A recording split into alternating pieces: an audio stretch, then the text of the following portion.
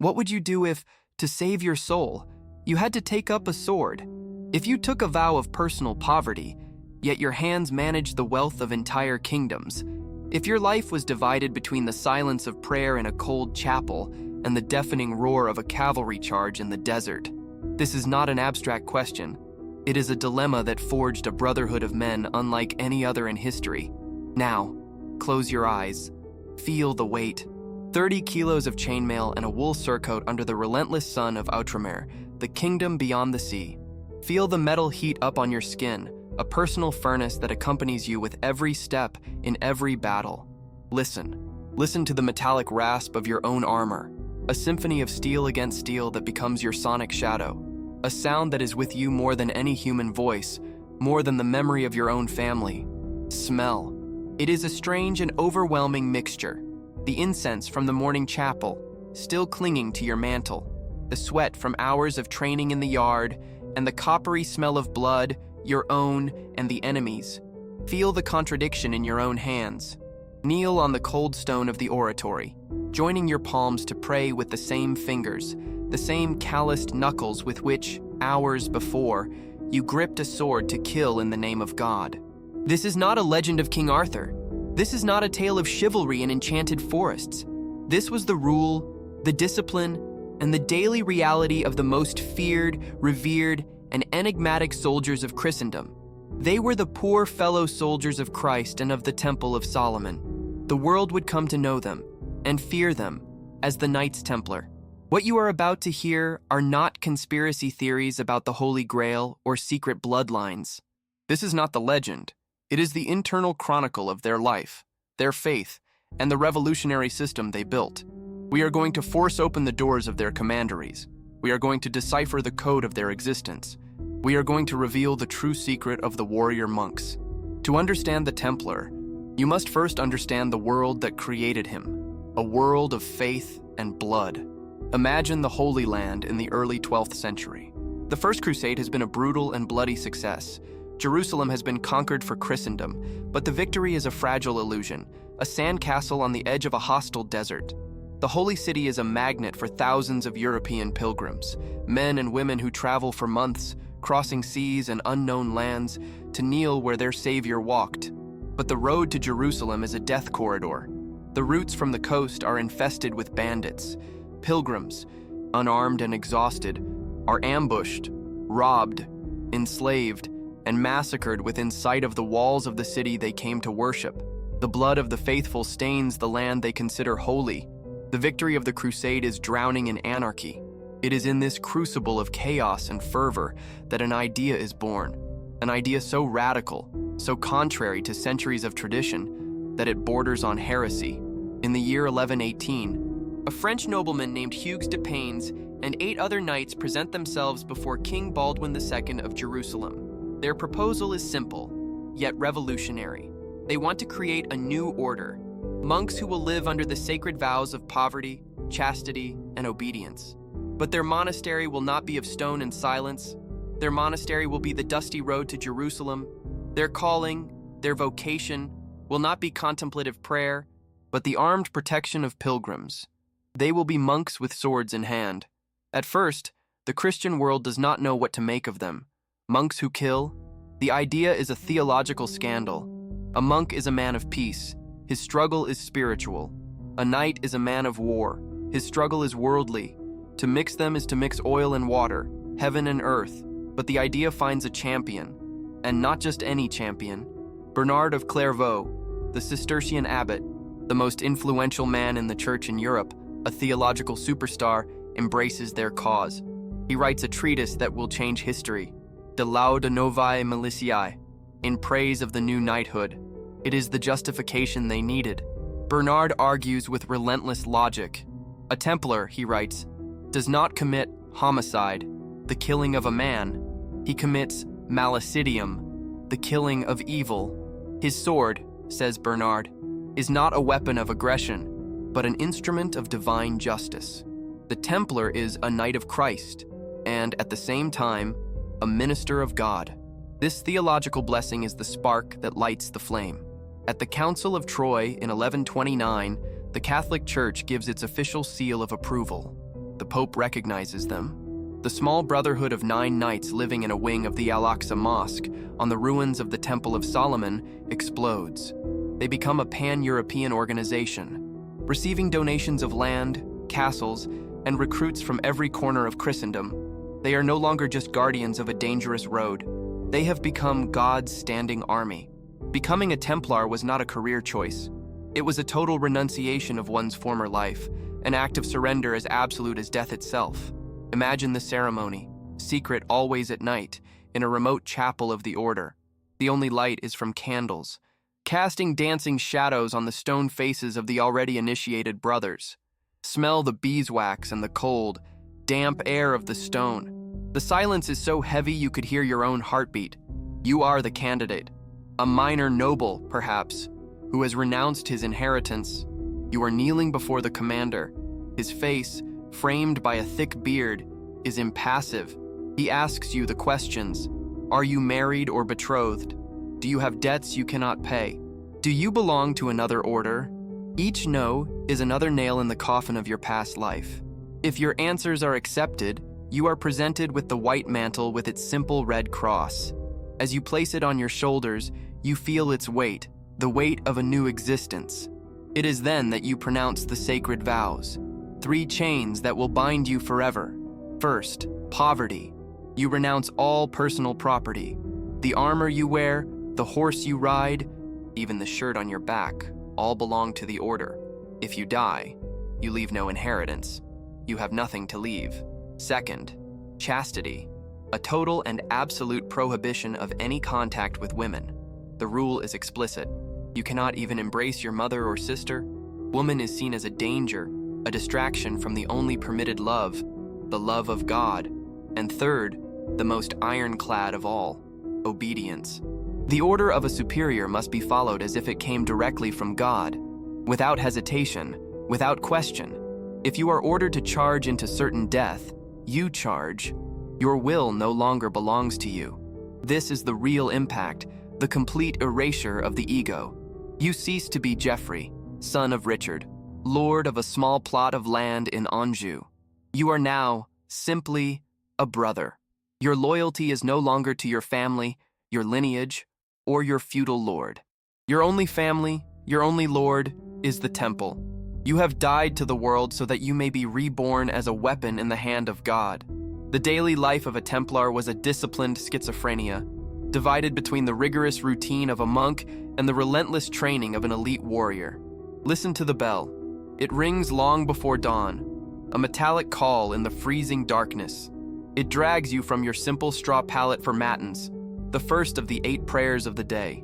Feel the cold of the stone chapel, your breath visible in the air as you chant the psalms. Breakfast is in silence, a bowl of porridge, perhaps a piece of bread. As you eat, a brother reads aloud passages from the Bible. The only voice allowed is the word of God. But hours later, the sound changes. The Gregorian chant is replaced by the clash of steel on steel in the training yard. The smell of incense is replaced by the smell of sweat, leather, and the dust kicked up by the hooves of war horses. The main meal of the day, again, is taken in absolute silence. But here there is a key difference from other monastic orders. Meat is often served. The rule allows it because the Templars are considered athletes of Christ. They need the protein to maintain the strength of their bodies, the tools of God's wrath. Their entire existence was governed by the Latin rule, a strict code of conduct with 72 clauses that dictated every aspect of their lives. Some prohibitions seem strange to us today. They could not hunt, except for lions in the Holy Land, as it was considered an act of vanity. They could not have locks on their personal chests, to show they had nothing to hide. They had to wear beards at all times, a sign of virility that distinguished them from the clean-shaven secular clergy. The hierarchy was strict. At the top, the knights, nobles by birth, the only ones entitled to wear the iconic white mantle. Below them, the sergeants, recruited from lower classes, brave warriors who wore a black or brown mantle. And finally, the chaplains, the priests of the order, who did not fight but provided spiritual sustenance. This relentless routine, this total control, had a single purpose: to destroy individualism. It sought to forge 1,000 individual wills into a single, terrible, collective weapon. The discipline of the monastery created the unbreakable discipline of the battlefield. They were monks, so they could be the best soldiers. And here, in the structure of their life, we find the seed of their greatest secret. A secret not of relics, but of finance. Let's pause on the life of the warrior and observe the organizer. Imagine you are an English nobleman in the 13th century. You want to fulfill your life's dream, to make a pilgrimage to Jerusalem. But you have a problem, a deadly problem. To finance the journey, you need to carry a large amount of gold and silver. But carrying that fortune across thousands of miles of bandit-infested roads, crossing rival kingdoms and dangerous seas, is not a journey. It is a death sentence. It is a luminous sign that screams, "Rob me!" This is where the Templars offer a brilliant solution, one that will change the world. You go to the London Commandery, one of their many headquarters spread across Europe. You deposit your gold there. They do not give you a heavy chest to drag along. They give you something much lighter and far more valuable, a letter of credit, a simple piece of parchment, sealed with the order's seal, containing a note with an encrypted code that only they can read. You travel light and safe. If you are robbed, you only lose your luggage, not your life's fortune. Months later, upon arriving in Jerusalem, you present yourself at the Templar headquarters in the Holy City. You hand over your letter. The commander checks the seal, deciphers the code, and gives you the same amount you deposited in London, minus a small service fee. In a world of violence and mistrust, the Templars had essentially invented the first international banking system, the first traveler's check in history. This innovation, combined with the enormous donations of land and castles they received from grateful nobles across Europe, transformed them. From a brotherhood of poor monks, they became an unprecedented economic power, a multinational corporation with branches from Scotland to Palestine. They became the bankers to popes and kings, managing their debts, collecting their taxes, financing their wars. Their immense power did not come from a treasure hidden in a crypt. It came from their organization, their network, their system. That was their true power. That was their secret. And, ultimately, it would be their undoing. On the battlefield, all the training, all the monastic discipline, and all the religious fervor merged into an unstoppable shock force. The Templars were the special forces of the Crusader world. Imagine the Battle of Montgisard in 1177. The Crusader army is a small force of a few thousand, massively outnumbered by the vast army of Saladin. Defeat seems certain, but among them are about 80 Knights Templar. You see their battle standard rise above the chaos. The Beauseant, simple, horizontally divided, half black, half white. Black for the sin of the world they have left behind, white for the purity of their new life in Christ. The charge is formed. It is not a mob of individual knights seeking personal glory. It is a perfect wedge, a human spearhead designed for a single purpose, to break the center of the enemy formation and kill their leader. Then, you hear the war cry, a thunder that rises above the din of battle.